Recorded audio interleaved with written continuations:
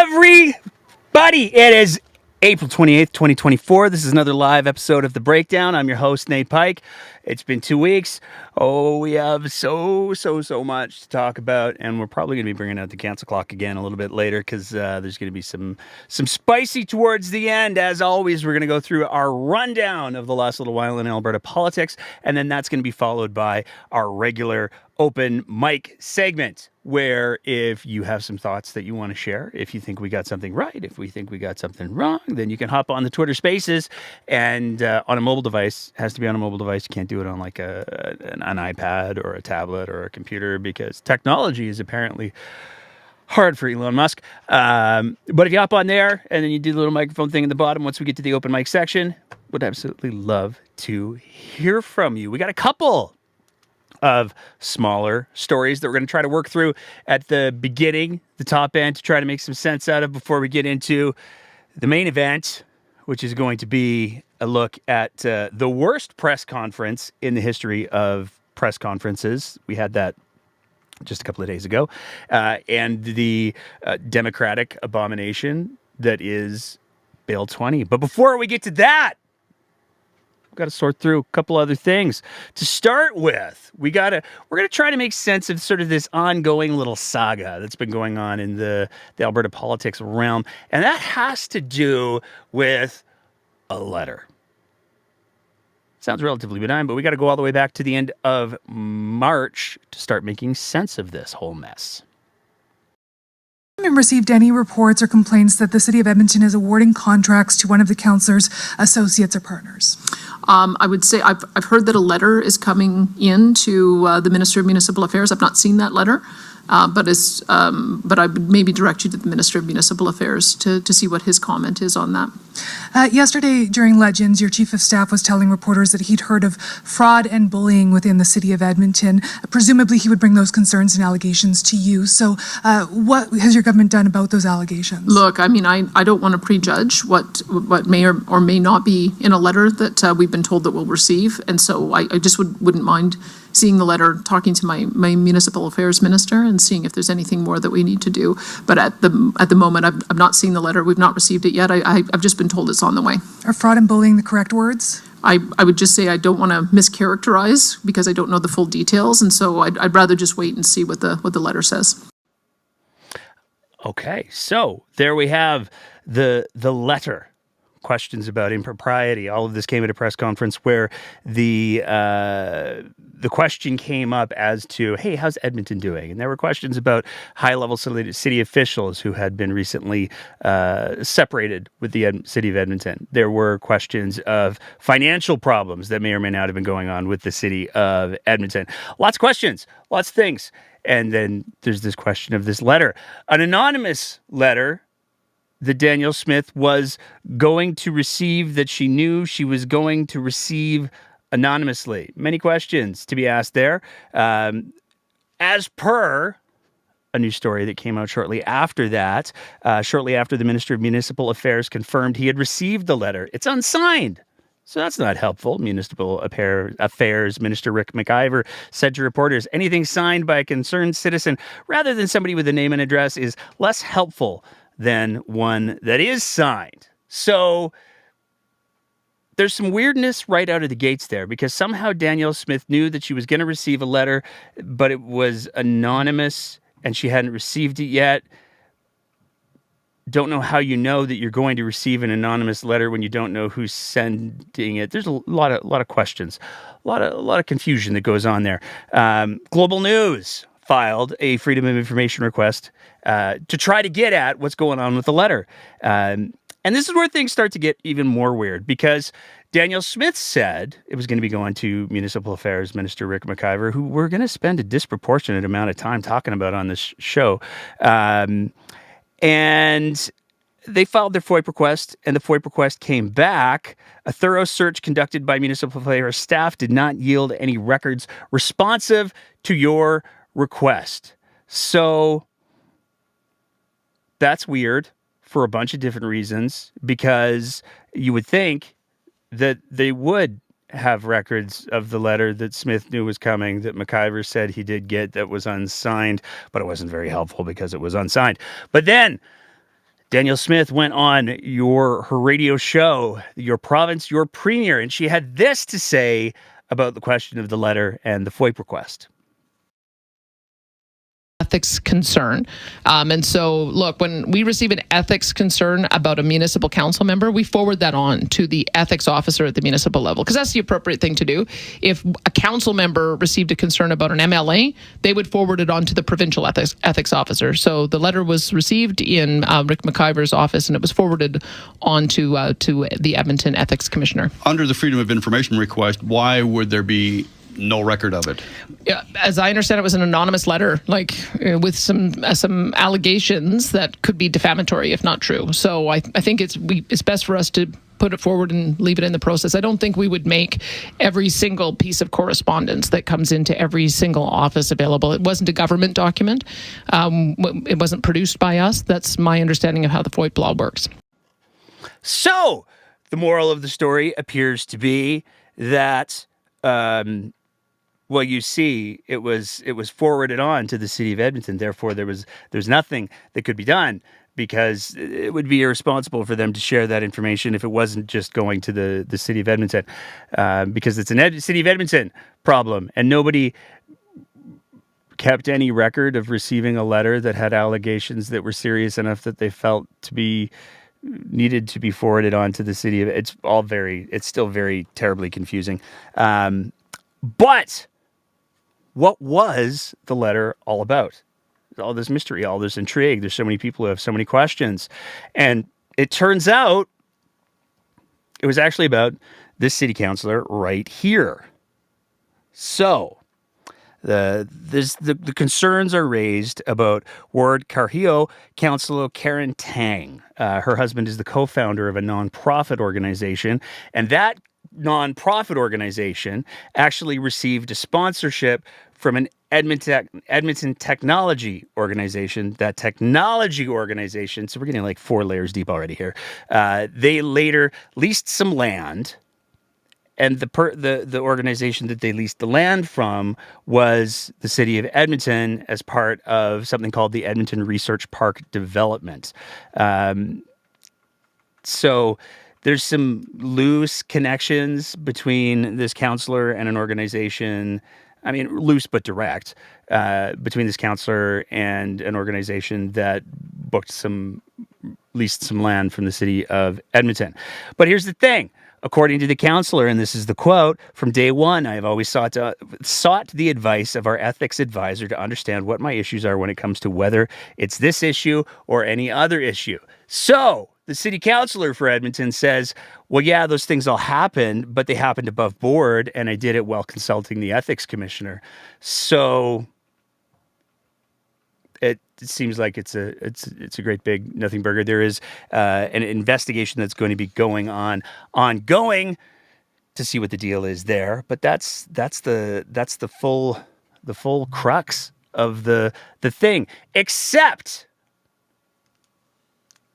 there's a Smithism that we have to take a second to really enjoy here, because it came up again at a press conference earlier this week where there were some announcements made in regards to nurse practitioners getting a compensation model. And Danny did not like being asked questions.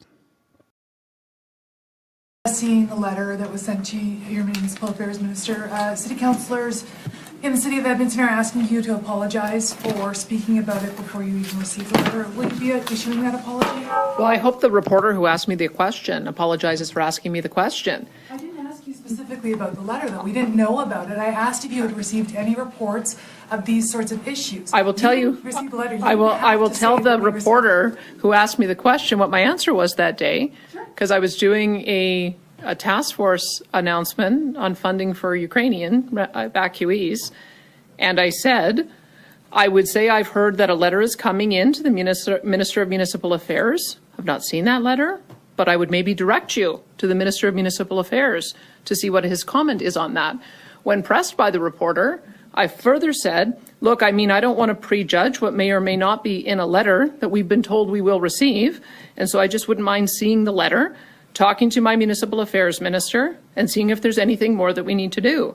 But at the moment, I've not seen the letter. We've not received it yet. I've just been told it's on the way. I would just say that I don't want to mischaracterize it because I don't know the details. So I'd rather just wait and see what the letter says. The letter came in. The Minister of Municipal Affairs reviewed it, and he forwarded it to the Integrity Commissioner. And you can ask further questions to the Integrity Commissioner. And my question was, did you receive any reports about X? You hadn't at that point, so you could have just said no. Okay, no.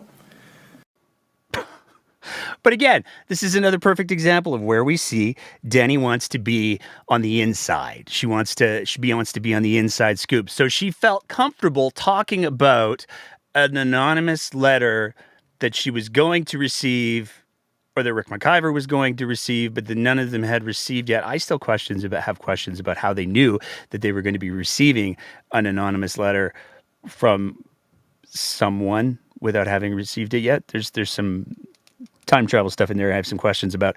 But she still felt the need to talk about the thing that hadn't happened yet, that she couldn't have known was going to happen, in response to that question, because she can't not seem like she's an authority on all subjects at all times, which is going to be kind of a theme as well. We got Rick McIver and Danny's overconfidence as themes tonight. Moving on from there, we got to talk about this whole situation with the Eastern Slopes and the coal mines. Now, we did a whole thing a little while ago where we did an episode talking about the concerns that exist in regards to Northback. Cole's notes, for anybody who maybe missed that episode, you should go back and listen to it. But if you didn't, the Cole's notes are there was a proposed coal mine that was being put on by a company out of Australia. That coal mine got quashed. It got quashed at both the provincial and the federal level because both the provincial and the federal governments determined that if that coal mine went ahead, the damage that would happen to the environment would actually be worse than any sort of benefit that Albertans would get from ripping apart a mountain. Now, that company has since changed its name. It now goes by the name Northback, and it has been engaging in an aggressive PR and lobbying campaign to try to get the people in the area on side with the idea of having this coal mine go forward. That's where we are so far. But in the background, during all of this, there's been a group of ranchers from southern Alberta that have been trying to get at information as to, well, how did we get here? Because one of the things that we also have heard very recently about this coal mine situation is that they're not wanting to mine right away just yet. That's not what they're after right now. What they're hoping to do is drill a bunch of holes to determine exactly where the coal is. So if they were to mine down the road, if they somehow got approval down the road, then they would know where the coal is. But they're not trying to mine right now. They're just trying to explore. And Brian Jean intervened with the Alberta Energy Regulator to say, hey, you know what? Yeah, these guys, they should be allowed to dig their holes. It's fine. They're not actually coal mining. They're just digging holes. What's wrong with that? Uses a boatload of water to begin with, but that's where we are. So these ranchers have been trying to go back to the very beginning and figure out, well, how did we get here? Because this was a project that had clear environmental impacts. There were a lot of people who didn't support it. And it was supposed to be kind of put to bed with the no coal mining in the Eastern Slopes policy that goes back decades. So these ranchers put together a FOIP request, and this is back in 2020. They filed the FOIP request for documents, but what they eventually received, not only did it take 15 months, which is a long time for FOIP requests. And as anybody who follows the show knows, we file our fair share of FOIP requests around here, but 15 months is an extra long time to get a FOIP request back. Not only did it take 15 months to get the FOIP requests, but what they got was heavily redacted, which means a lot of the information had been blacked out, which isn't great. Now, the ranchers appealed that decision to the Information and Privacy Commissioner's office, which is a thing that you can do with FOIP requests. aside. Let's say that you file a FOIP request on a certain hard right-wing local media outlet and some of that gets redacted and you wanted to get that information anyways. You could probably file a complaint to the Information and Privacy Commissioner's office, totally unrelated to this story, though. The ranchers, they filed their thing to the Information and Privacy Commissioner's office, and they said, yeah, the exemptions, the little blacky outy things, they shouldn't have been there. Those were invalid. They should be given that information. And then the government said, oh, but we really don't want that information getting public. So they filed a judicial review of the Privacy Commissioner's decision. But then a judge denied that request. They said, no. The judge said, no, this is silly. There's no reason for all of this information to be redacted under cabinet confidentiality. You have to give it. And he ruled that several thousand more pages had to be released. Those documents haven't been released yet. We'll get to that in a sec. But what are the documents that have been released? What do they show? Well, it turns out they show an awful lot. According to the Canadian press, documents released under the Alberta Freedom of Information laws confirm the United Conservative Party government was talking with the coal industry about relaxing a policy that protected the Rocky Mountains from open pit mines long before making those plans public. So the documents show that the UCP, pretty much from the moment they got into office, they were having conversations with Benga, which was the mining company that is now Northback, to say, hey, you know what, we'd love it if you ripped apart some of our mountains here. Would you like to rip apart our mountains? Because we can make those policies go away. We can do that now because we're the government. These documents also show the province was talking about opening those landscapes to the potential of more coal development for at least 7 months before letting Albertans know about the plans. Now, this is where the massive public campaign started to say, oh, no, this isn't good. We don't want this at all.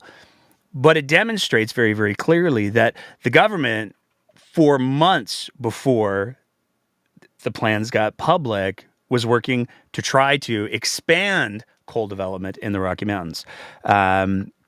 On March 5th, 2020, deputy ministers, this is part of the information that was released in the original FOIP request. On March 5th, 2020, deputy ministers from both Alberta Energy and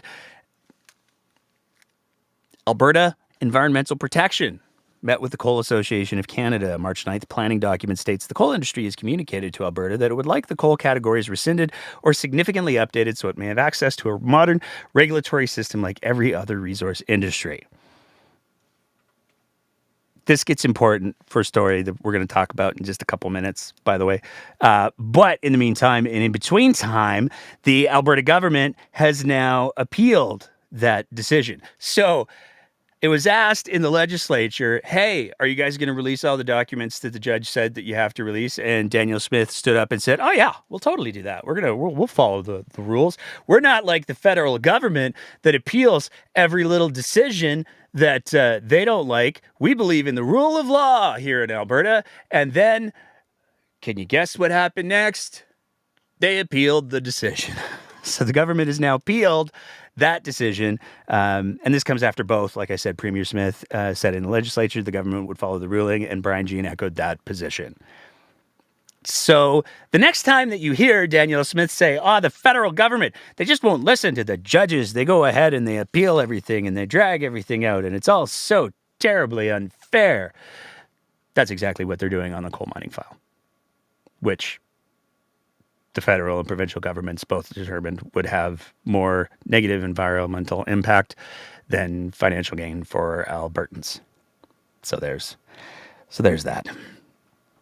Moving on from there, we got to talk about this COVID panel, because there's been a lot of news, a lot of conversation lately about this somewhat secretive COVID panel that got put together by Danielle Smith shortly after taking office. Now, some of you might be thinking, no, we know about this COVID panel. This is the one that reform guy put together. No. This is not the $2 million Preston Manning reform COVID panel looking at what happened with COVID, what could we do better. This is like a bonus COVID panel that also coincidentally costs $2 million of taxpayers' money. So before we go anywhere, can we just talk about the fact that Danielle Smith has now spent $4 million of taxpayers' money on COVID panels to review COVID to find out what she would like to have happened instead of what actually did happen. $4 million is what we spent on that. Now, these are not panels that have been put together by Alberta Health Services or Alberta Health that are being headed by experts who have experience in communicable disease or public health. These are specialty panels put together by Danny to get the answers. Heavy air quotes on that one. November 2022. 1 month after becoming Premier, Ms. Smith directed the then Health Minister, Jason Copping, to create a task force to review years of health data and make recommendations regarding a future pandemic. The United Conservative Party gave the group a sweeping mandate to explore whether the right data was collected and to assess the integrity, validity, reliability, and quality of the data/information used to inform pandemic decisions by Alberta Health Services and other health organizations. Now, this has gotten some news because the physician who's heading this is a physician named Dr. Gary Davidson. Okay, that's fun, I guess. Dr. Gary Davidson used to be the head of the emergency room at the Red Deer Hospital. So, hey, he sounds like a qualified sort of guy. What's all the concern? Well, if we go back to 2021.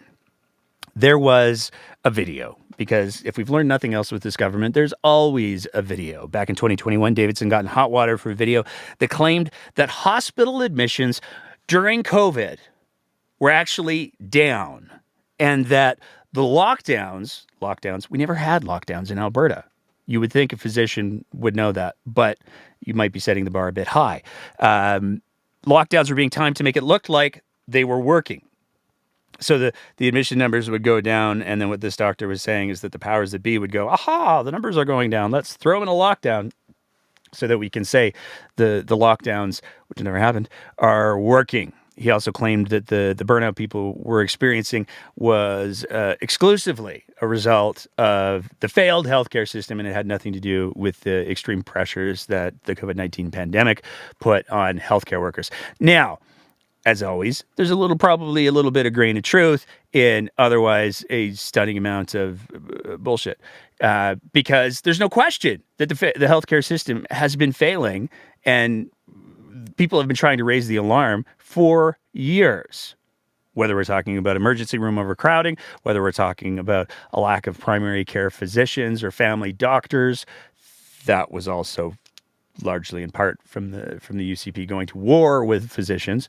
The healthcare system has been underfunded and understaffed for quite some time. So there's no question that contributed to the burnout, but to claim that it exclusively had nothing to do with COVID is just wrong. Well, how do we know that it's wrong? Well, AHS provided verified data at the time that completely contradicted his claims. They straight up said what he's saying is 100% false. This doctor is lying. It's also worth noting that this came many times. There's a couple of times in his speech where he says, it was probably my last day at that hospital anyways. So there's a little bit of vague background that hasn't really been made public. But he obviously had a little bit of an axe to grind after he'd already left the building, as it were. But AHS was very, very clear. This doctor was completely misleading people about the state of the pandemic and the healthcare system. And it's also important to remember that this was during the peak of the pandemic. Now, there are, of course, going to be people who say, but that's AHS, and they were the ones that were being criticized. So they had a reason, they had vested interests, and of course they said that. Well, you could probably get away with saying that if you ignore the fact that the College of Physicians and Surgeons also came out and said, yeah, none of that's true. The doctor is lying. So that's the doctor, who is the head of Danielle Smith's COVID-19 thing, this review panel that spent $2 million of taxpayers' money, who Danielle Smith refers to as a contrarian. Now, there's a difference between being a contrarian and a liar, perhaps, there's a bit of a difference. Being contrarian means that you're taking a position different than other people in order to flesh out an argument, or you're just a challenging, difficult person who's willing to look at other perspectives. Being contrarian doesn't mean you're spouting bullshit, which is, by all accounts of the College of Physicians and Surgeons and Alberta Health Services and many other people who were working at that hospital at the time, that's just not, it's not true. So you don't get to be a contrarian when you're just not saying, you're not taking opinions. You're saying things that you are presenting as facts, but they're the opposite of facts. You don't get to be called a contrarian. It's also worth noting that through this panel, there have already been 4 people who have resigned, 2 of which are, let's go with physicians who aren't quite so contrarian, a little bit more, how dare they, rooted in evidence and actual verifiable history and facts. They left the panel for reasons. So there's that. Moving on from there. You might remember a while back, we had a segment that we did about this top secret panel thing. We're heavy on the panels right now, but top secret panel thing that Danielle Smith put together. She hired a bunch of people using sole source contracts to do an investigation into and make recommendations as to what Alberta's energy future should look like. This is back in 2023. Danielle Smith quietly announced the Premier's Advisory Council on Alberta's Economic Future. And when we say quietly, it was like really quiet, because one would normally expect anytime that there's a panel, we're going to do a thing. It's going to be fantastic. We're going to make announcements and people will be very impressed. You would expect going with that would also be a certain amount of pomp and circumstances, and the very least a press conference. But there wasn't even a press conference for the launch of this panel. There was a press release, but that was it. And the reason probably why they wanted to do it a little bit on the quiet side was because the Premier's Advisory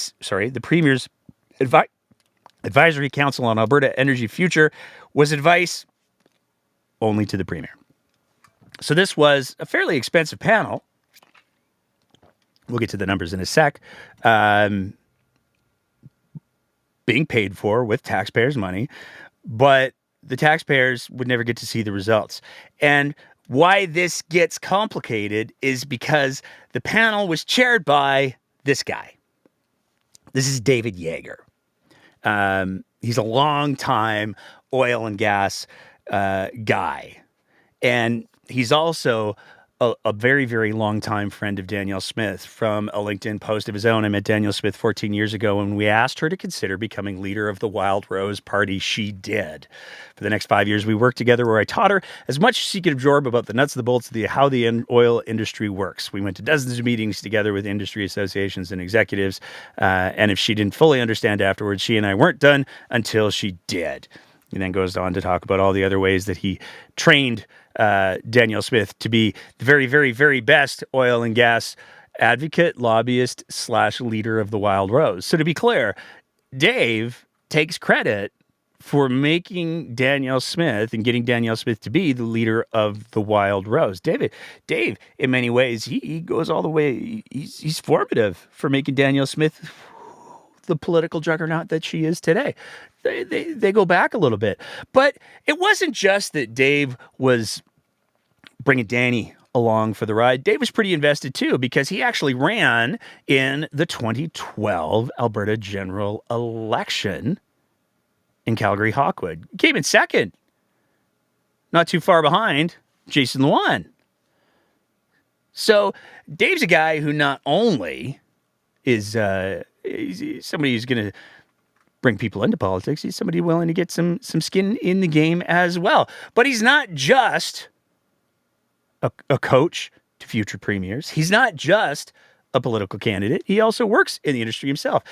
Back when the panel was announced, he was running a company as the president and CEO, a company called Winterhawk Well Abandonment. And a lot of people went, wait, what? Seems a little bit sketchy that a guy who is responsible for his company does remediation of well sites. They create technology. That's the area that they work in. Would then be getting to recommend to the Premier of Alberta what direction things should go, and especially when we're talking about programs like R-Star, which is the taxpayers paying for oil and gas producers to clean up the mess that they made, even though they're supposed to, because Alberta operates on a principle of polluter pays. Dave would potentially, his company would theoretically be an organization that could benefit from that. So that seems kind of weird. But Dave didn't just run an oil company. He's a prolific writer. And it's worth noting the organizations that he's done some writing for. He's written a boatload of articles for none other than the Canadian Energy Centre, or the taxpayer-funded $30 million a year oil and gas war room because Bigfoot. Now, Dave didn't write, from everything that we can see. Dave didn't write the Bigfoot Chronicles. We don't know whether or not Dave has any particular axe to grind with Bigfoot, but he has written quite a few articles for the Canadian Energy Centre in the past. Now, all of that being said, again, when the program was first announced, it was made very, very clear that the results, the recommendations, what should Alberta's energy future look like, that was not going to be made public. But it was coming at a pretty significant cost, because Dave himself pulled down a grand total of $60,000 for doing the panel chair work for roughly 6 months' work, off the side of his desk by some reports. Again, raises a little bit of a question about, hey, is there any kind of a conflict going on here? Well, some people might say yes, some people might say no. But when we take a look at the Winterhawk site remediation website, we can see very clearly that they do a lot of work, and they have patents pending, hoping to bring into the Alberta ecosystem some of these remediation technologies. They've made modifications of well cleanup that they originally designed for Kuwait to be able to work in the Canadian landscape. So that's Dave. And Dave, with all of this stuff, you got his $60,000 for the Alberta Advisory Panel. Why is this particularly relevant? Because Dave also was just appointed to the board of the AER, the Alberta Energy Regulator. So the same guy that reviewed Alberta's energy future for the Premier is now on the board for the AER. But it's not the first time that he's turned his attention to the AER. In August of 2019, David Yeager wrote a column entitled, "What a Revamped Alberta Energy Regulator Should Look Like." And in it, he makes his frustrations pretty clear. He's got some criticisms for the AER's prioritizing of environmental cleanup. He says, thanks to the AER's successful petition to the Supreme Court to establish that environmental cleanup obligations rank ahead of secured lenders in the case of insolvency, now troubled companies can't borrow to stay on side with AER decommissioning deposits. Should an Alberta regulator be intervening in federal bank legislation? Is this what the AER should be doing when many companies are experiencing financial difficulties? He also said, research by a writer reveals in recent years the upper ranks of the AER have become increasingly focused on the external impact of development and public opposition rather than the technical, regulatory, and administrative functions of its original purpose. So Dave doesn't like the fact that the AER went to the Supreme Court to hold oil and gas companies, it seems, to account to their environmental obligations. Dave doesn't like the fact that the AER seems to be responding in some ways to public pressure, to the environmental impact of projects, and not just looking at technical, regulatory, and administrative functions. But the ending of Dave's column is particularly interesting. If the province concludes the AER's existing mandate is appropriate, then elected politicians must also determine how they can help the AER fulfill it. So, to paraphrase, my interpretation, is what Dave's saying is that if the AR is going to be a political machine, if they're going to make political decisions about what's environmentally good or bad or any of those things, then politicians have to get the skin in the game too. This will require public policy positions, decisions, and possibly policies that will not be universally popular and may in fact be controversial. Sending complex issues to a regulatory body simply to avoid political fallout and criticism will no longer work in the 21st century. The operations of the AR must be transformed from box checking on a list that grows longer and more complex each year, so wise decisions in the best interests of the majority of Albertans made by capable individuals with extensive experience in the legal and technical complexities of an industry and regulatory processes. A lot of words. Very technical writing, Mr. Yeager.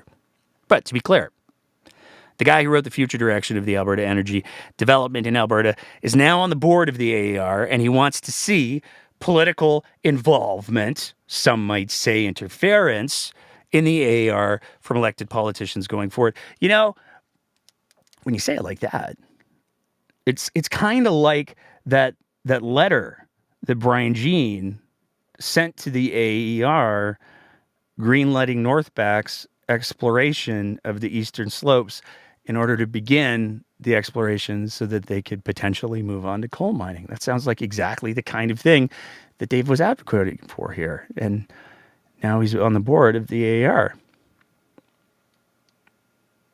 Wild. Moving on from there. But before we do, actually, we have a little clip we wanted to share about Danielle Smith's thoughts when she received some criticism about, hey, you're trying to set the course for Alberta's energy future. You're trying to set the stage for how is Alberta going to navigate all of these complex environmental and social and economic issues going forward with Alberta's energy economy. And you're listening to a guy who stands to benefit from that. Is that cool? Daddy thought it was.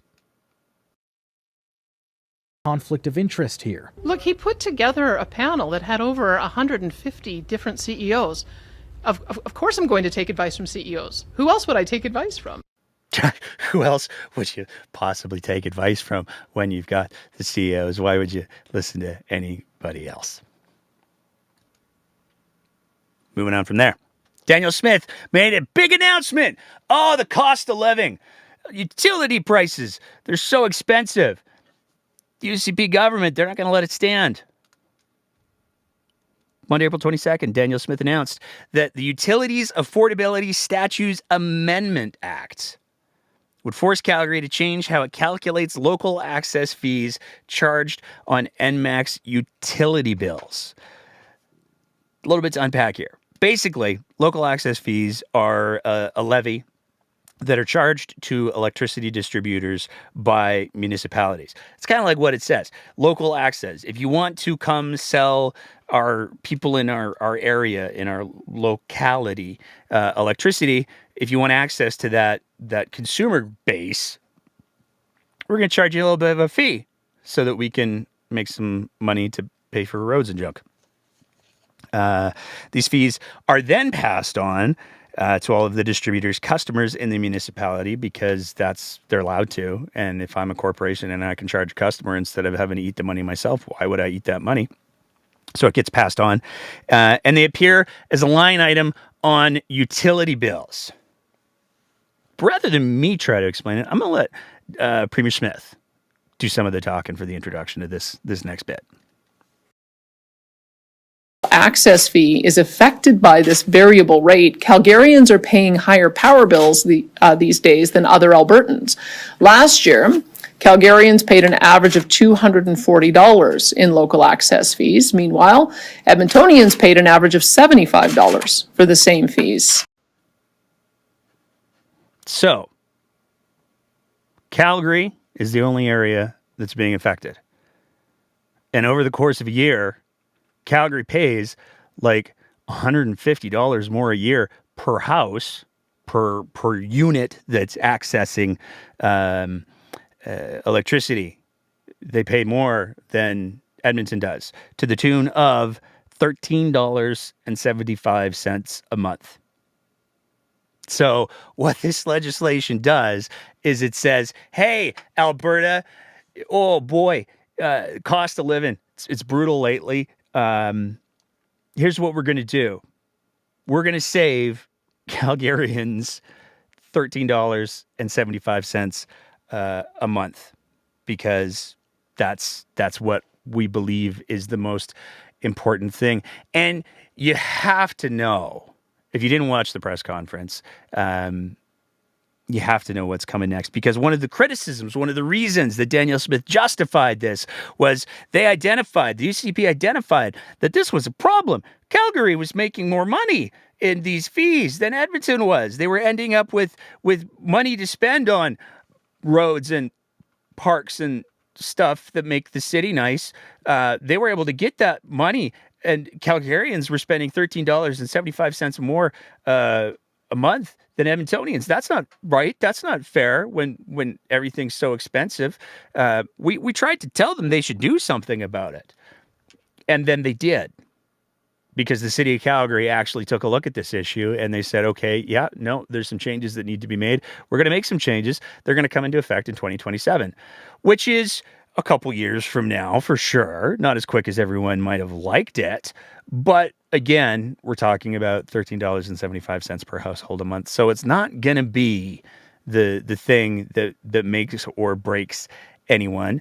And the city of Calgary also said, hey, it's going to take us a while to figure out what is the best way to make these changes. We don't want to just go blindly charging in. So we're going to set some targets and some goals and some things and some stuffs. That's how we're going to approach it. But that was not quick enough for Danielle Smith, because there's a cost of living crisis. And before we play you the question that came up at the press conference, a little bit of background. Booming. But it seems everything we need to live and raise our families is getting more expensive. That's why, if re-elected, United Conservatives will cut taxes for every Albertan. We will cut personal income taxes, saving every Albertan $760. That's over $1,500 per family. $760 a person, $1,500 a family. That's how much the UCP's tax cut that they promised during the election was going to save people. I'm no math person, but I feel like $1,500 a year is more than $13.75 a month. I could be wrong. I'm not a math person, but I feel like it is. So that's the background that you need to have for this question that was asked. And I got to say, I know that, there's some people who say, the mainstream media, they're no good. They don't ask the questions. There are some reporters out there. And quite frankly, I don't care where their stories get carried, because the work that they produce is always fantastic. There were some people dunking on Emma Graney this week because she writes for the Globe and Mail. But what she writes for the Globe and Mail is straight fire. There's another reporter who does such a good job of covering so many things, and that reporter that I'm talking about is Carrie Tate. Listen to the question that she threw at Smith during the press conference, because it's just made of happy. Calgary was taking too long to implement such affordability measures, even though they were considering it at council. I'm wondering how that differs from your government's decision to not implement your promised tax cuts. Why not give City Council time to work through and come up with its own system? I think we heard very clearly from City Council that they weren't contemplating a change until 2027, which is a long ways out. It's after the municipal elections, and it is in the current year of a provincial election. We think that's inappropriate for in a time frame of an affordability crisis. So we felt that we needed to act much more quickly, where if passed, this legislation would come into effect in 2025. Again, not only to address the situation in Calgary, but the potential other municipalities that would be looking for the possibility to change their rates. And we wanted to close that loophole immediately. Maybe I'll let the Premier speak to the other tax issue. Well, we remain committed to bringing through a personal income tax cut before the next election, and we put out the timeframe for when we would like to do that. If anything changes and we're able to accelerate it, we certainly will. But the first part of the tax cut will be implemented into 2026, and then fully implemented in 2027. You gotta love it. You gotta love it, because here's Danielle Smith saying, the municipalities, they're not moving fast enough to save the a Calgarian household. So we're not talking per person. We're talking about per unit where electricity is sent to. The $13.75 a month. The city of Calgary, they're not moving fast enough. We're also not moving fast enough, but there's nothing you can do. So it was a brilliant question by reporter Carrie Tate. And so we wanted to make sure that we took a quick second to highlight that, because it really does highlight the hypocrisy. Because when you take a look at the things that are affecting Albertans, one of the biggest things is cost of food. So we decided to take a look. What does $13.75 buy Albertans now? Well, almost some steak once a month. But there's 4 steaks in the package, so they're the strip loin fast fry, kind of thin. But for a family of 4, for one household, if they save up a little bit from the month prior, they'll be able to carry that forward and enjoy themselves a nice thin steak dinner once a month. Moving on from there and getting into the main event, we're talking about bills. We just talked about electricity bills. We're going to talk about some other bills, because there are 2 major bills that are getting a lot of attention in the province of Alberta. I'm talking about Bill 18 and I'm talking about Bill 20. So, a couple of things. They're a little confusing, because Bill 18 was introduced a little while ago. And what Bill 18 does is it says, hey, any entity that flows from the province, that exists because the provincial government made legislation that said this is how you may exist. Any entity like that, whether we're talking about municipalities, whether we're talking about post-secondary institutions, whether or not we're talking about regulatory colleges, or any of these things that exist because there's provincial legislation that defines how they exist, Bill 18 says all of those different organizations can no longer deal directly with the federal government for the monies. If they want the monies, they have to get the province's approval. And this isn't just for major infrastructure projects. This is also for minor projects. So if Tabor decides that they want to get a federal grant to upgrade their cenotaph, if that's a thing, they want the $5,000. I'm making the number up for the record, but if they want the $5,000 grant to upgrade the cenotaph, then they can't just say, "Hey, federal government, we're going to fill out this little web form, and then we're going to get the $5,000 and upgrade the cenotaph so this Remembrance Day we can all feel a little bit better, maybe honor our veterans a little bit." No, they have to get approval from the province before they can get that grant. And when you think about all of the many grants that are out there, big and small, you're talking about a staggering number. We had Dr. Gerald Wesley on the show a little while ago, and he used to work in government, and he was talking about the enormity of work that goes into. Rick McIver presented Bill 18 and was like, it'll be 5 minutes. And everybody who's ever worked on a grant application has said, what? It's not going to be 5 months maybe for a regular application, but now that we have to get your approval all the way through this thing, it's going to be a lot more than that. So that's Bill 18. And there's a lot of terrible there, to be sure. And one of the big things that a lot of people are looking at Bill 18 and they're paying attention to is the language that Danielle Smith and Rick McIver and a lot of the other UCP MLAs and ministers are using around it, where they're saying they would like funding per capita. So if BC gets, I'm making numbers up here again, $10 billion a year, Well, they're getting that $10 billion for a population of X number of people, which means that X person in BC is getting X amount of funding. So we would like that exact same amount of funding too, please, but you don't get to tell us how to spend any of it. We're going to pick and choose all of that ourselves. That's the direction that Danielle Smith has previously indicated she'd like to take this funding towards, and that's the language that's being used around Bill 18. That's not Bill 20. That's just Bill 18. So, with that out of the way, we got to talk about Bill 20, because Bill 20 is a whole other big thing. And it's not a very good big thing by any stretch of the imagination. We're going to go through some of the bigger points of Bill 20 tonight. But the first thing that we got to talk about is, with Bill 20, one of the big changes is, while there has always been the opportunity for municipal parties or school board officials to compete in elections as a group, as a slate, or as an unofficial party, we've seen lots of them. We've seen the Take Back City Hall folks in Calgary. We've seen more than a couple of slates that have come and gone in Calgary for school board elections.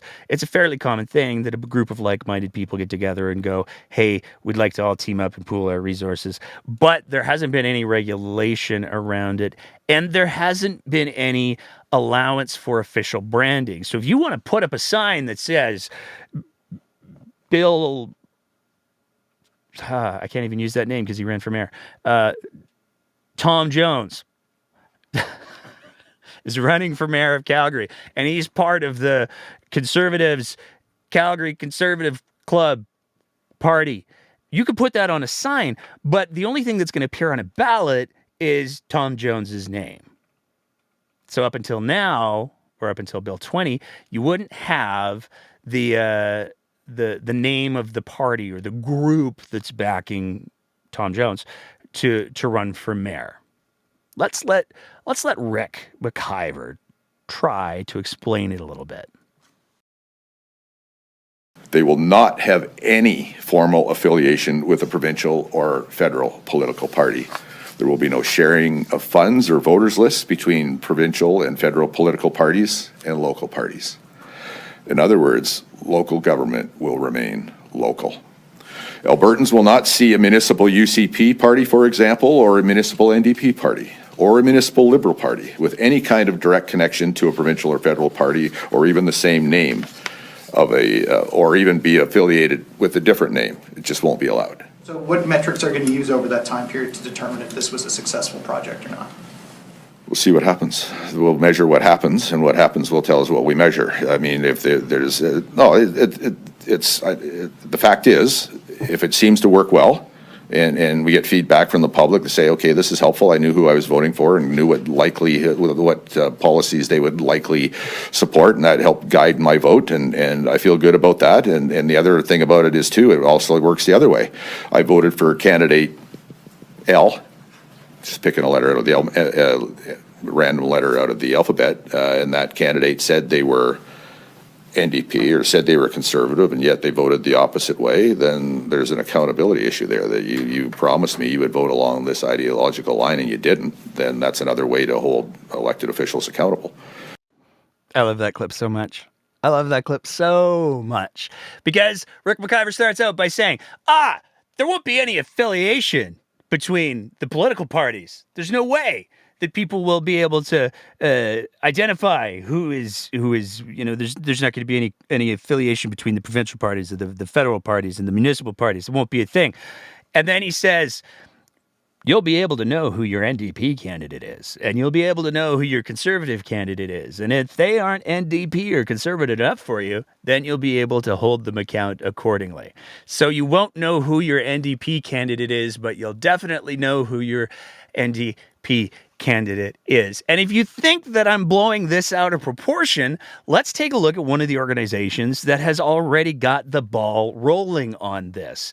This is Alberta United, who are running under the tagline, Alberta First Always. For those of you unfamiliar, Alberta United is a new entity that arose from the need to unite common sense conservatives at the municipal level of government. This is not in competition to the United Conservative Party provincially, or the Conservative Party of Canada federally, as we suppose both Premier Danielle Smith and future Prime Minister Pierre Poilievre simply put, we are a municipal version of these parties, and our only focus is councils and school boards throughout Alberta. It is our mission to make sure we elect people with common sense, conservative values at these levels. So, to be clear, there won't be any affiliation between the municipal parties and the provincial parties and the federal parties, but the parties will say, oh no, we're the direct version of that thing.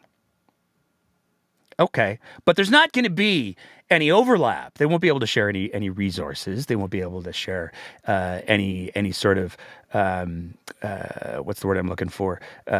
Limelight?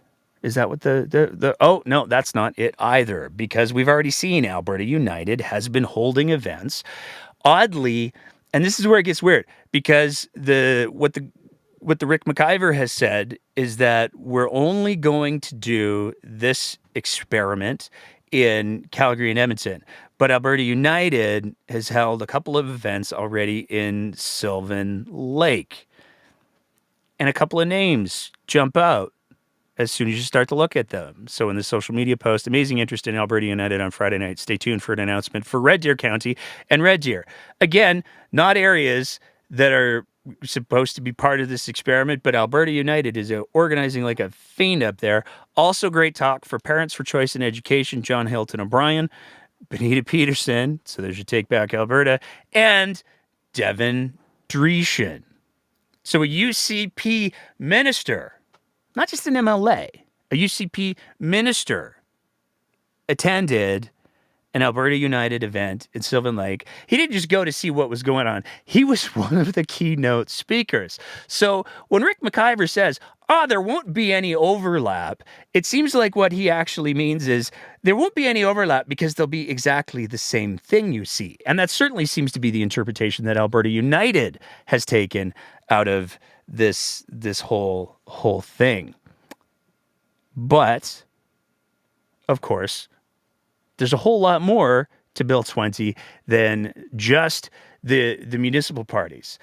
Although the municipal parties are a big thing, and they're a big part of where a lot of outrage has been focused, because all of the polling that has been done says disproportionately, a lot of the numbers is like 70% of Albertans are saying they absolutely do not want political parties at the municipal level. They like their municipal, like, how is a pothole partisan?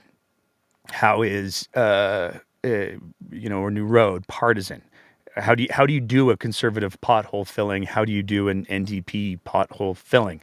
There's just not the need for that. So much of what municipal council and what city councils are supposed to be is administrative stuff. It's not supposed to be super political, super ideological. Now, I'm not going to be so as naive as to say there hasn't been a healthy amount of that goes on.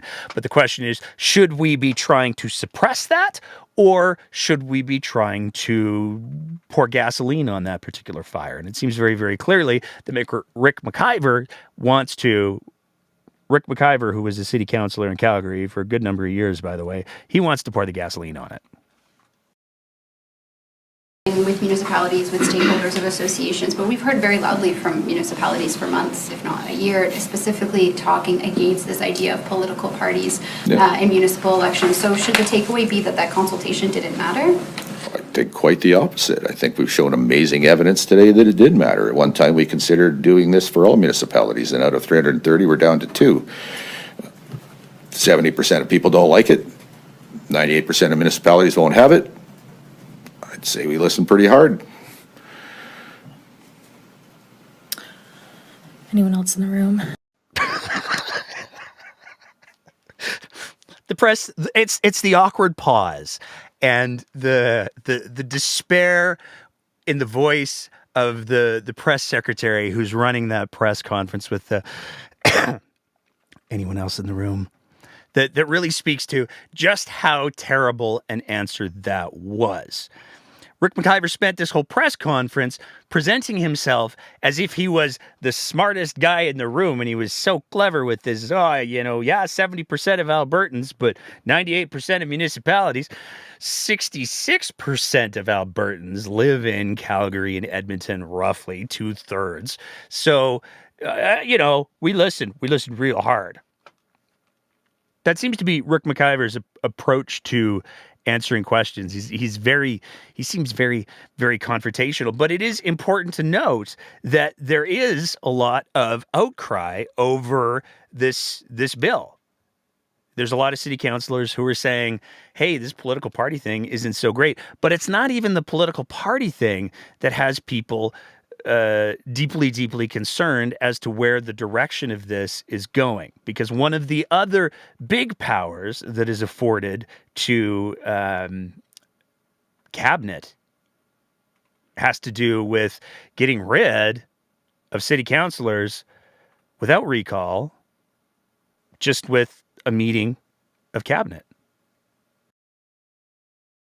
Rules or guidelines that'll be put in place. Because, the thing is, when you're doing this in cabinet, you're doing it behind closed doors. The public doesn't see the deliberations and the discussions that you're having.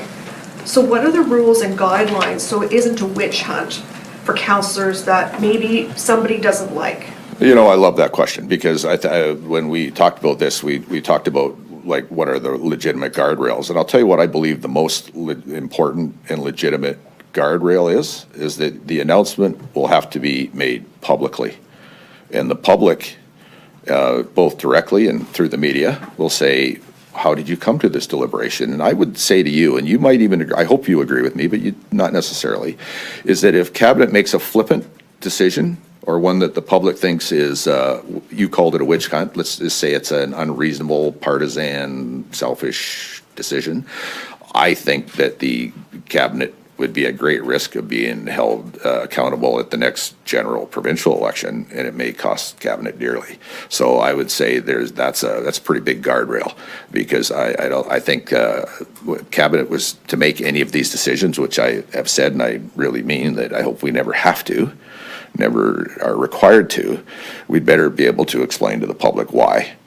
And I think if the public looks at a decision like that and say, okay, that makes sense, then I think that's a pretty good thing. And if the majority of the public says, wait, whoa, that doesn't smell right, that doesn't look right, you got rid of a real or perceived enemy, whatever reason is not reasonable, I believe the public will hold us account in the greatest way possible at the next general provincial election. And I think we ought to be very wary of that. And I, for one, am, and I believe all my cabinet colleagues are too.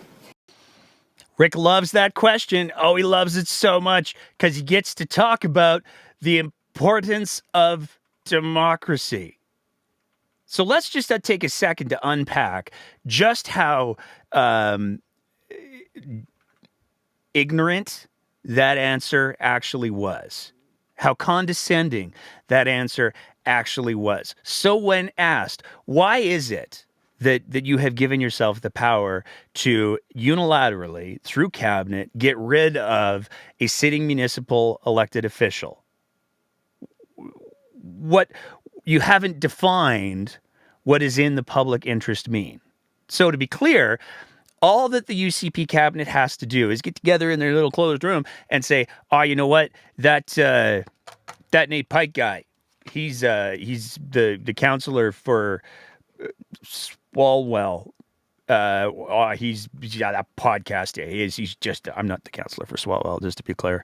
Podcast of his, it's just no good, and he makes fun of Danielle Smith all the time, and he condescendingly calls her Danny when he's trying to highlight just how infantile she's being. I don't think he should be the counselor there anymore, so we're just going to get rid of him because that's in the best public interest, because we want to be operating as a smooth government, and the less static we have to deal with, the smoother things will go, and that's in the public interest. So yeah, we're just going to get rid of that Nate Pike counselor for Swalwell. If they decide that's what in the public interest means, that's all they have to do. But Rick McIver says, no, there may not be any definitions, but what there is accountability, you see, because in Alberta, we believe elected officials are accountable through democracy. So despite the fact that we're giving ourselves the power to remove democratically elected officials using undefined terms, will be held accountable every 4 years by the electorate. So you see, ultimately, the ultimate arbiter of accountability is the voters, as long as it's only us. That's literally the answer that he's giving. He's literally saying, we will know better than voters when it comes to municipal elections or school board elections or school board trustees. We will decide we know best, and we will decide what's in the public interest. But for us, oh, no, no, no, no. We'll be responsible to the voters. Thank you very much. You can only imagine the outrage that would take place if the federal government introduced legislation that said, hey, so that's a real nice province you got there, real nice provincial government you got there. We're going to decide to create some legislation that says, per the Crown, that if we don't like a premier or a sitting government, then we're just going to say, nope.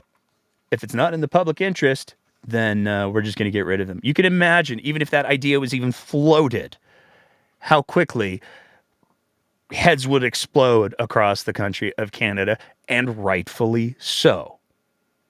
Because for better or for worse, the ability to hold a bloodless coup through democracy, through electors being able to vote, is critically important, because if you don't, then if the bloodless coup option goes away, then you're just left with a coup. That's the bottom line. And if it seems like I'm hitting this point a little bit hard, it's because this point needs to be hit really, really hard, because it's not just the fact that the UCP have given themselves, their cabinet, the ability to make a decision as to whether or not to remove an elected politician because they believe it's in the public interest. There's more to this legislation than just that. And we've run this by a couple of political science professors over the last 24 hours, because when we first saw this, we went, wait, what? And it is what we're about to describe to you. If you take a look at the actual legislation, what the actual legislation says very, very clearly is, when it comes to dismissal of a councillor by Lieutenant Governor and Council, which is Cabinet, if the Lieutenant Governor and Council considers it is in the public interest to do so, and again, public interest isn't defined, the Lieutenant Governor and Council may, by order, dismiss a person from Council and declare a position on Council to be vacant. Now, that's what everybody's been talking about. Holy cow, they've given themselves the power to just dismiss someone from Council. Cabinet can get together and be like, that Nate Pike guy with the podcast, we don't want him being in elected office no more. We're just going to get rid of him. They can do that with this legislation. They have the power to do that. But as Rick McIver rightly pointed out, doing so would hopefully provoke a significant amount of outrage from the public, because this government has unilaterally decided to remove Nate Pike from his councillor position in Swalwell. That's not great. That seems anti-democratic. What if we found a way to do it that seemed less anti-democratic? Well, let's move on to the B section. By order, direct the chief administrative officer of your municipality to conduct a vote of the electors respecting the dismissal of the person from council and provide directions respecting the date of the vote of the election under subclause 1 and related procedural matters. So, let's be clear. What this legislation says is, yes, if executive council wants to just axe someone, they can. But it also says, if executive council believes that it's in the public interest to recall an official, to say, hey, that Nate Pike from Swalwell, I'm using myself because I'll never ever run for... I don't even know if they have councillors in Swalwell. That's how informed I am. I just picked the smallest place I could think of. But if they wanted to say, we're going to get rid of that Nate Pike from Swalwell, they could do that. They have the power to do that. But it would kick up a political shitstorm. But what if we wanted to just recall someone?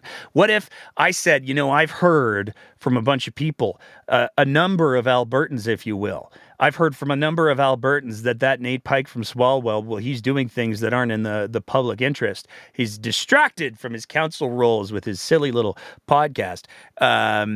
So you know what we're going to do? We don't want to be the ones to mess with democracy. What we're going to do, though, is we're going to put it to a vote. We're going to have a vote. We're going to make it so everybody who lives in that area who votes can vote, and they can decide, look, we're so democratic. But here's the problem with that. There are very few elected officials who win with more than 50% of the vote. It's just the reality. Taking a look at Calgary is an easy example. Mayor Gondek, she did not win more than 50% of the vote. There were a good number of people who voted for people other than Mayor Gondek. So if there was to be a vote today, it's entirely conceivable, especially given recent polling, that she would not survive that vote. And the UCP can use that mechanism to get rid of any councillor that they see fit. And this is not even to say anything of the fact that, let's say that Danielle Smith says, you know what, we're going to go after Nate in Swalwell.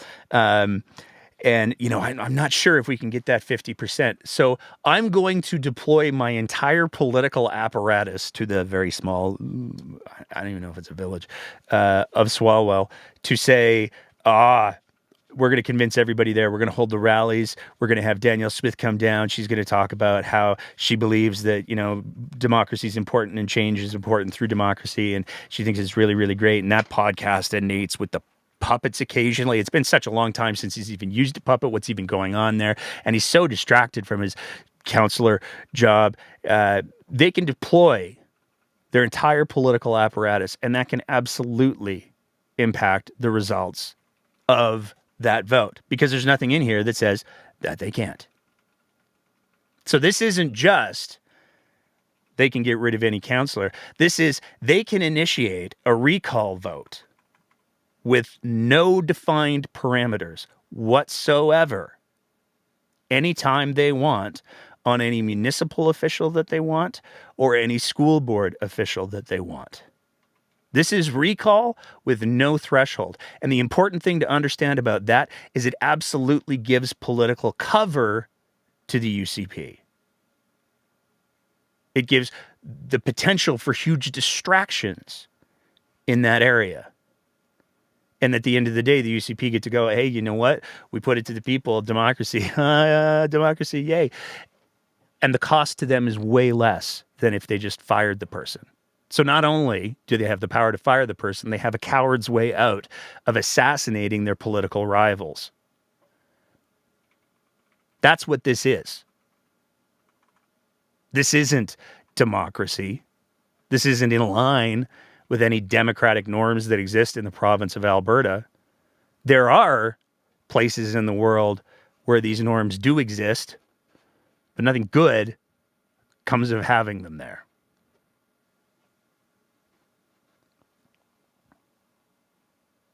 This is huge. It's impossible almost to understate what a tremendous big deal this is. Now, Rick McIver had an explanation as to some of these things. And he wanted to talk about one of the other powers that this bylaw provides the power for them to do, that this legislation, buried the lead there, that this legislation provides the power for them to do, because one of the other things that this gives them the power to do is they can get rid of literally any bylaw that exists inside of any municipality. And what was Rick McIver's justification for that? This, where we didn't have this authority is when, at the end of COVID, when we took away the public masking bylaws, the municipality of Edmonton, for some reason, decided that they would step in and be the provincial government and put in place a masking bylaw. We had to put a piece of legislation in the House to actually reverse that. Now, at this point, and it wasn't extra onerous because the House happened to be sitting. But let's just say that happened right at the beginning of the summer break when the House wasn't going to sit for another 4 or so months, we would have had to recall the legislature to actually fix that, where now we would not have to go to that extraordinary step. So this is actually, there's a historical reason for this, and we're hoping not to have to do that. But if it crops up again, some unfortunate decision where, and I'm sorry, I just got to call it what it is. It was an unfortunate decision that Edmonton made to step in and try to be the provincial government. We had to put a stop to it. And next time it won't have to take a separate act of the legislature to do that. It was Edmonton. Curse you with your roads and your mask mandates. Where would you possibly think? Edmonton, come on. You threw us all under the bus here. Where would you possibly get the idea that it was in any way in your purview to put forward some kind of a mask mandate? How would you possibly get that impression? It's just so outrageous. It's not like anyone ever said that was the responsibility of municipalities in any way, right? I'm curious, Premier, we saw Calgary pass a mask mandate yesterday. I'm wondering what you think of that, and as you keep encouraging people to wear masks but not mandate it, why the split there? Well, we've said we'll respect a decision of municipalities in that regard. We think these decisions are better taken locally. This is a huge and diverse province. The challenges that a very dense city might face on crowded buses couldn't be more different than a remote rural municipality where there are no active cases. So we think a one-size-fits-all approach for a huge, vast, diverse province like this doesn't make sense. Oh, right. The Premier of Alberta told you to do that at the beginning of the pandemic, didn't he? That's what happened there. Because, yeah, that was Jason Kenney back in the very beginning of the COVID pandemic, before he wanted to put in provincial mask mandates, making it very, very clear that he believed that because he didn't want to do it, it was more important that the municipalities took that decision for all of the reasons that he listed off there. Now, to Rick McIver's credit, towards the end of the pandemic, Jason Kenney did absolutely revoke the ability for municipalities to put in mask mandates. They did go to the legislature. They did say, hey, we're going to change the rules because we don't like those mask mandates. But as Rick McIver talks about the importance of history, it's important to take into context. Let's go with the history of that time period, because that happened at the beginning of March in 2022. Let's think, what else was going on at the beginning of 2022? Oh, yes, just 2 weeks prior, the Coutts blockade ended. The Coutts blockade that the current Premier of Alberta called a victory for freedom. Danielle Smith said that. True facts. The Coutts blockade that had a huge impact on Jason Kenney's leadership review, which was ongoing because his leadership review was set in September prior to that and was going to be coming up on April 8th and 9th. So there's some things that history can teach us about Jason Kenney's decision to remove municipalities' ability to put in mask mandates when he so passionately preached to the benefit of municipalities being able to make those own decisions, because one size fits all, that doesn't work. First of all, it appears that when there's a leadership review upcoming, premiers will change their positions 180 degrees. They'll sell out their personal convictions because they'd really like to hold on to that power, please. Seems like that might be an important historical lesson. Hey, does Danielle Smith have a... Oh, she does. That's right. At the next UCP AGM, she does have a leadership review coming up. Gosh, I can't wonder if that's any of the reason that we're seeing some of the legislation that we are. Is there? Oh, and there is a historical precedent for premiers literally selling out their provinces, literally selling out democratic norms in order to save their own skins. We saw it with Jason Kenney, and there seems to be a very strong argument to be made that we're now seeing it with Danielle Smith. But that's still not even the whole kit and caboodle, because Rick McIver also wanted to talk about one of the other powers that this apparently is giving that might be new. Rick wanted to talk about recounts. Recount. I think you're going to have to go to court and ask for a recount, and the court has to grant you a recount. One of the things that we are changing in this legislation is that when the votes are cast, if the space between the winner and the second place candidate is 0.5% or less, the only thing the second place candidate has to do is go like this and they get a recount. After this legislation's passed, before this legislation's passed, no matter how close it was, if it was one vote difference, they still have to go to court and ask for that recount.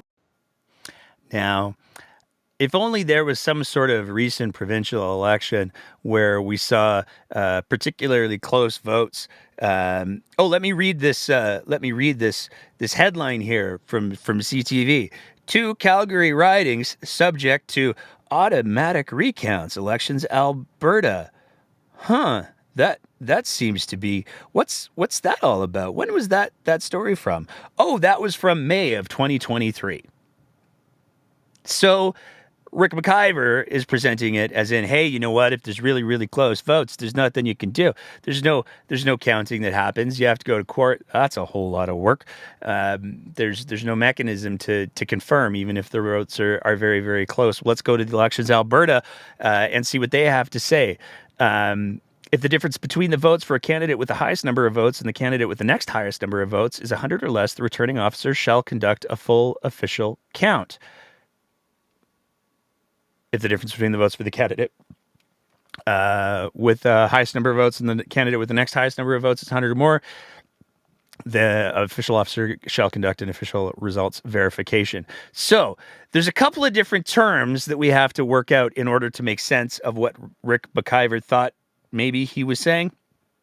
If there is a narrow margin, right now in the province of Alberta, we use vote tabulators to count votes. Don't worry, we're coming to that next. The vote tabulators count up all the votes and they go, here's all the votes. And then if the difference is less than 100, then there's an automatic hand count that has to happen manually by real people. That's the automatic trigger that exists.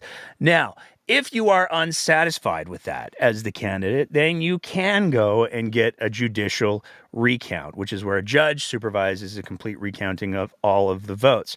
But that's a judicial recount with a judge supervising all of the votes. So to say that there's no way right now that if the votes are really close that you can get a recount is kind of not truthy, because if the votes are within that 100, then a hand recount is automatically mandated.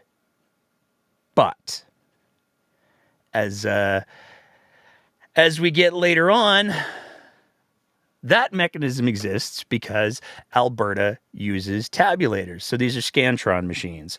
Those same kinds of machines that, grade high school diploma exams and all of that kind of stuff and multiple choice questions and all of those. Same kind of ideas. So we can trust that to determine the future of our youth.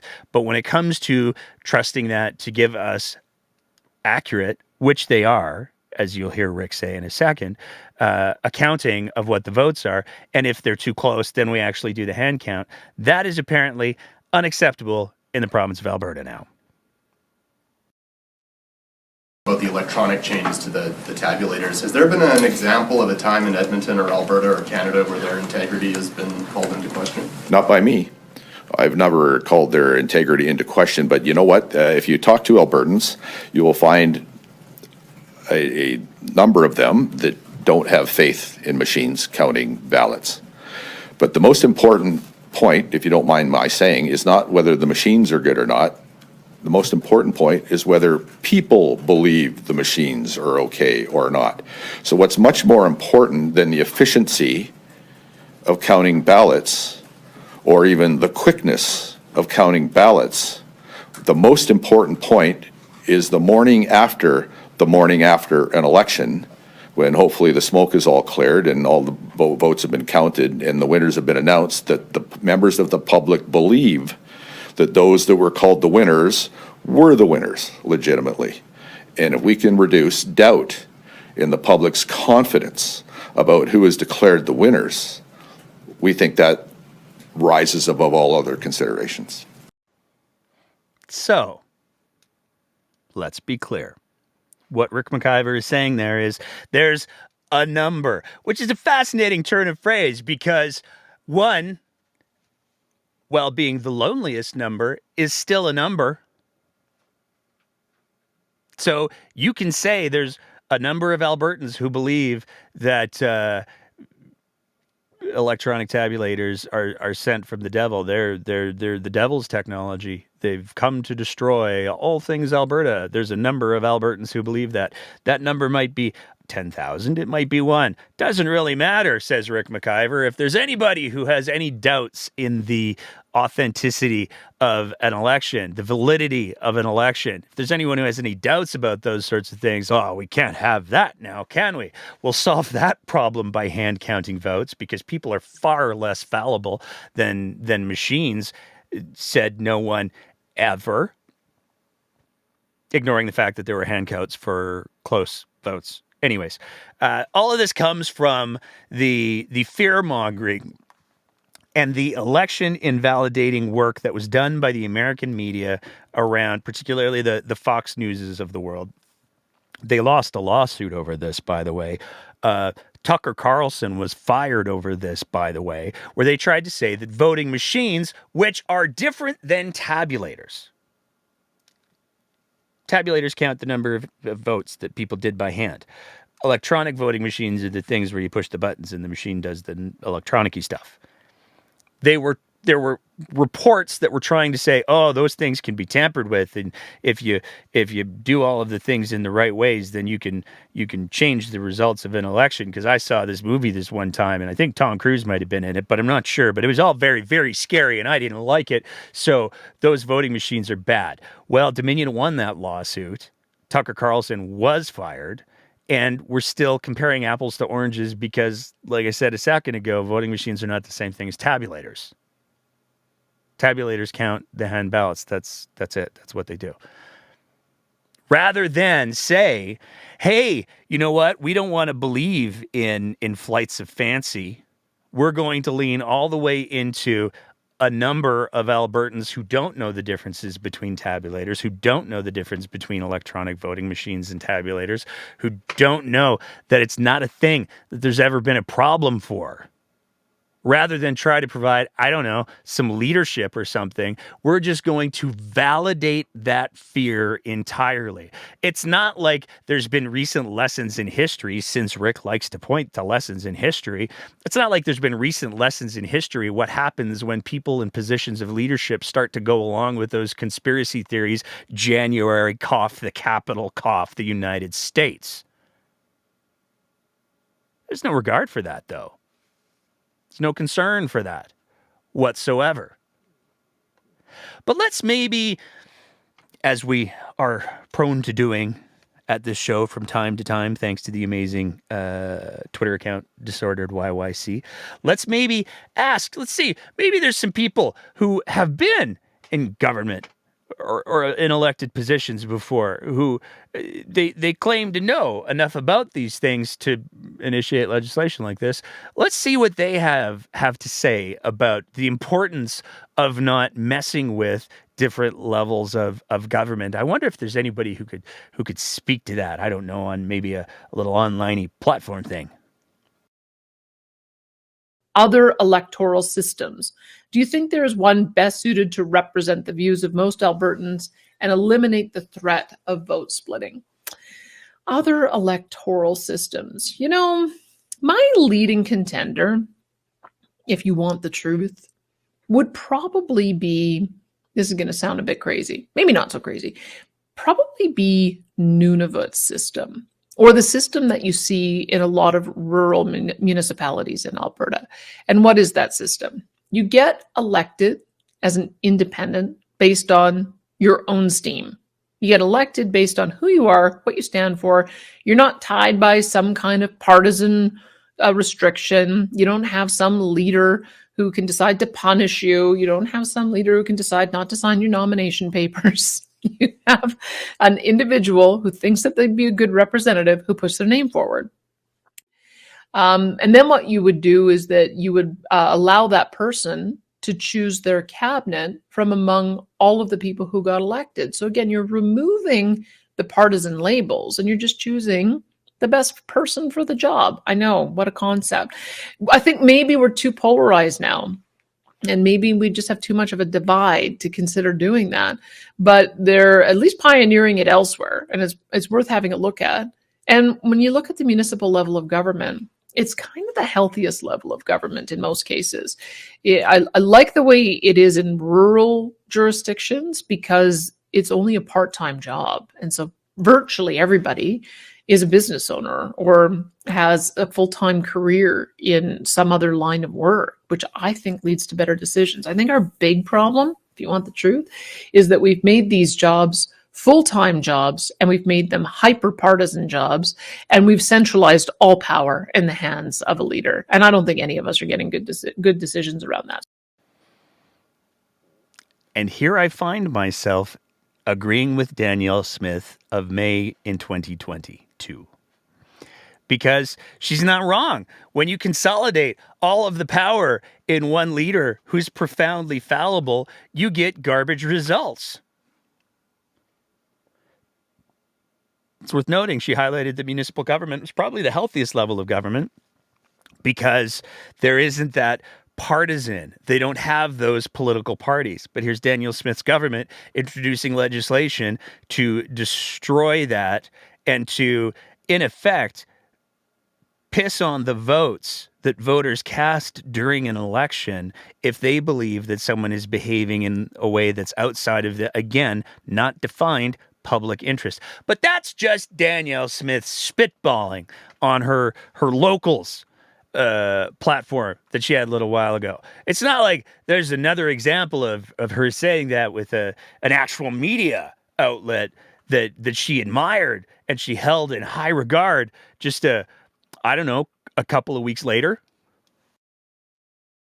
Everything we can do to push back against international intrusion into our affairs, we must do. Because that's the real problem that we have right now, is that there's this tendency towards centralization. International bodies want to interfere in what we do in Canada. Canada wants to interfere in what we're doing in Alberta.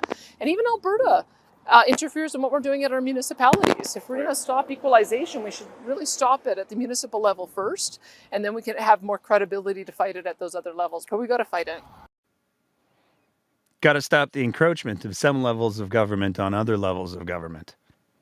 Remember I was talking earlier about how a politician, a premier, would sell out their personal standards. They'd sell out their personal ethics if there was a leadership review on the horizon and there were contingents that they were afraid of. Well, for Jason Kenney in 2022, it was Take Back Alberta on the rise. David Parker had made it very, very clear he was coming for Jason Kenney. He was going to influence the leadership review. Jason Kenney was terrified of that, so he started interfering with municipal levels of government and other things. Danielle Smith is in 2024. Near the end of this year, we have seen her introduce policies that absolutely pander to David Parker and Take Back Alberta. We've seen the attack on the trans kids, the LGBTQ2S plus community that has been fueled by lies from media outlets that will make up stuff for clicks because they know that if they do that, every once in a while, there's a good chance that somebody in the UCP government will then use their piece as justification for horrific legislation that rolls back human rights. We're now seeing Danielle Smith introducing legislation that rolls back the foundations of our democracy. We've been very careful on this show to not throw around words like authoritarianism because they are huge words that carry huge meaning. They have huge history behind them.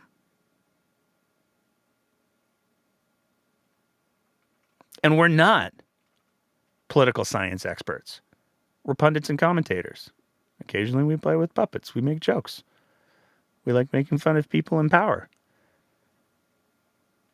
But we're also capable of listening to and paying attention to what the smart people who actually are experts are saying. And there are no shortage of experts, people who study political science, people who live and breathe this stuff, who are now saying without equivocation that the direction that Alberta is heading towards is a place of authoritarianism. Danielle Smith is consolidating power. She is giving herself the power to remove her enemies. She is targeting the safest groups for her to target because they are the smallest members of the population. Danielle Smith is leading Alberta towards authoritarianism. And it's not that she's doing it because she believes that authoritarianism is her core political instinct. She's doing it because she's afraid of a leadership review. And she's doing it because she's falling prey to one of the fundamental weaknesses of people who call themselves libertarians. Danielle Smith has for decades referred to herself as a libertarian. She has said, I'm a libertarian. I believe, you do what you do. I'm going to do what I'm going to do. That's fine. But the problem with libertarianism is it assumes an equal base of power. And where libertarianism has a tendency, historically, of leading into spaces like authoritarianism is when somebody starts to get more power. Because as they have more power, they want to exercise their power because it's their power in their eyes. And the more that they gain power, the more that they start to run into guardrails. And they don't want those guardrails because I should be able to do what I want to do. You should be able to do what you want to do. Well, I have all of this power. I want to do all of these things.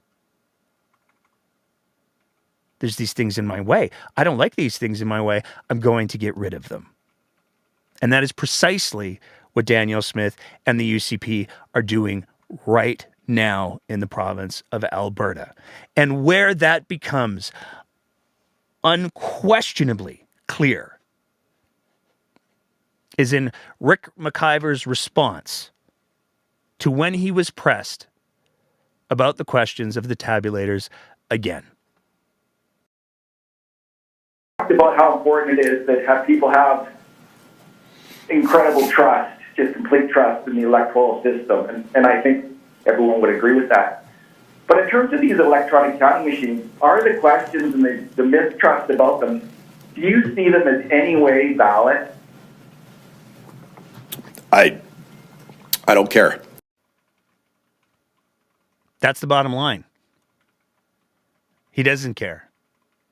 Because it's not about doing what's right. It's not about providing actual leadership. It's not about making sure that Albertans are as informed as possible about the challenges that we're facing. It's about what's the easiest route to power. Now, I know there's going to be people who are listening to this going, it's such a downer. And, if you're going to point out all the problems, what are you going to do about it, huh? Well, we're going to end with a little bit of fun. But before we get to that, and then we're going to open up our open mic, of course. But before we get to the fun part, because it's just so ridiculous, what are you going to do about it? Well, we've been saying it on the show for a while now. You're going to have to get loud. And there are some opportunities that are going to be presented for getting loud. There's a protest coming up, a general protest going on across the province of Alberta, May 25th, 2024. It's going to be happening all over the place across the province. There's locations already established in Edmonton, Calgary, Red Deer, Lethbridge, Grand Prairie, Sylvan Lake, lots of other places they're going to be doing it as well. I'm not saying that I've been invited to speak at one of these things. I'm not saying that I've accepted, but I have, and I'm going to. And we'll have more details on that as things get finalized. I don't know. People may change their minds as we get closer, but as of right now, the breakdown will be there, and I will be speaking at one of these events because it's time for everybody to get up off the benches. But here's my honest opinion, and I got to throw the disclaimer up on here that I'm speaking only for myself on this next little bit and not for anyone affiliated with the show. And I probably should go ahead and grab the cancel clock because I know I'm going to get some DMs and some mentions over what I'm about to say here. May 25th isn't good enough. Progressives need to get themselves together. Centrists need to get themselves together. Quite frankly, anyone who doesn't want to see Alberta's continued slide into authoritarianism, and make no mistake, it started. It's going on right now, needs to start showing up far more regularly for their province. It is mind-blowing to me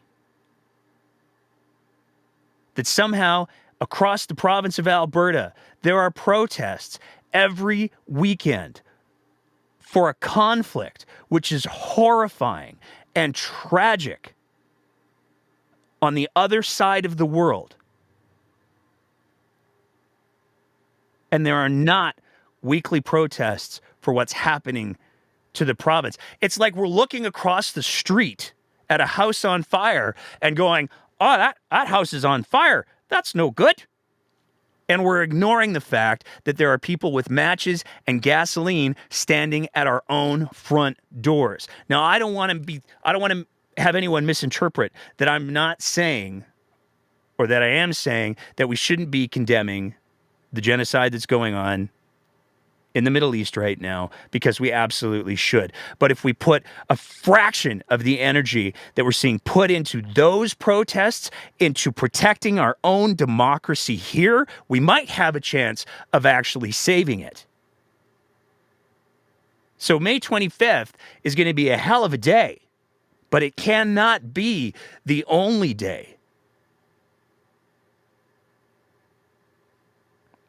You have to start showing up more. You have to start getting loud more, because it's the only thing that you can do. And we've seen it's the only thing that this government will listen to, or that governments do listen to. It's worked in the province of Alberta. People got loud over the slopes, over the mountains, over the coal mines. People got loud, and they stopped it from happening. Now, the people who want it to happen did a really good job of biding their time, and like a perennial weed of some kind, they managed to come back and they're doing the whole thing again. But that means that we have to show up and do the whole thing again. We saw it with the curriculum when the UCP rolled out their horrifying curriculum at the very beginning of their tenure. People filled the streets, and it made the government scared. And they backed down. And they've since rolled out another social studies curriculum, which isn't quite as racist by all accounts. It's still quite problematic. We're hoping to have a couple of experts on to have conversations about that in the coming weeks. But it works. But you have to show up and you have to get loud. Now, like I said, we're not going to leave this on a downer, because Danielle Smith did another episode of the Alberta Update. This is the weekly program that is produced using taxpayer dollars because Bruce McAllister just can't get off the air, and he hasn't figured out how to make the podcast thing work. Bruce McAllister hosts the Alberta Update every week, and he has on a variety of high-ranking UCP officials. Usually it kicks off with Danielle Smith, and then they have a couple of cabinet ministers that may or may not be relevant to the events or the bills coming up. And they talk about, here's some vague talking points that are in no way scripted. We'll get to that in a sec. And that's what they do. And it's your money goes to pay for we refer to it as the weekly UCP propaganda hour. Well, Danielle Smith was asked about the new plastics registry, which is not targeting any of the things that she's going to do. You're here in a second. But her justification as to why plastics should be embraced and the manufacturers of plastics have nothing to apologize for is worth a listen. To save tortoises because we no longer need to use tortoise shell to create jewelry. We don't use whale bone to create whale bone corsets or fishing rods. We don't use elephant tusks to create ivory for pianos or billiard balls. How did that happen? It happened because plastics are able to create an alternative to things that you would otherwise go to nature. So we're able to make sure that we're enhancing biodiversity. We're not putting different animals under pressure, and we're also able to provide a better quality of life for people. So I don't think that the plastics industry should be apologizing for making our lives better. There's so much going on there. I love it so much. So we tweeted that video out. I think it was a whole 2-3 days ago, and it goes without saying that there's a lot that Danny says in there that's not great. And we could unpack that, but the tweet has grown some legs. As of this recording, it has 328,000 views. It's been retweeted by multiple federal and provincial elected officials and ministers, former environment ministers. It's kind of wild to see how this thing has gone. And there's a lot of really smart scientists on there who are talking about microplastics and nanoplastics and how no amount of plastic is actually good for animals. I'll throw a trigger warning if you're going to go exploring in that thread. There are some horrifying pictures of the impacts of plastic on animals like turtles and whales, and we're not taking them down. We're not hiding those ones because they're real. And the impact of plastics on the ocean is really quite horrifying. But we said we weren't gonna make this too sad. There's one section of the clip, the corsets piece, where she talks about we don't use whale bone, and then you would think that the next word would be wound, because. And I have spent an alarming amount of time over the last 24, 36 hours learning about how whalebone corsets were made 150, 200 years ago. And they were wound with whalebone. But listen to what she says. To create whalebone corsets or fishing rods. Now, I'm only speculating here, but what she says there, and having watched the video in painfully slow motion, she does not say whalebone corsets twice. She says whalebone once, and then she says whale wound corsets. And you have to kind of think, as ridiculous as this video is, the most logical way that she would say whale wound is if she was reading it.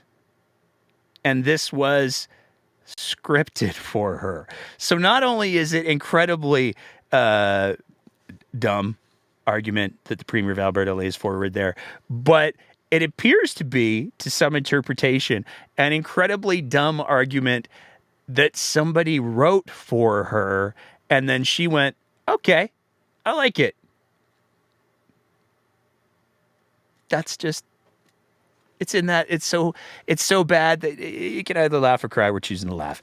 But that's the end of our content proper. We got a couple episodes coming up that we're really excited about. We finished we did our Pokemon run, we're calling it, of the NDP leadership candidates. We sat down for an extended conversation with NDP leadership candidate Gil McGowan a couple days ago. That episode will be going up for our Patreon sponsors, God willing, sometime tomorrow night, and it will be broadcast throughout the interwebs on Wednesday.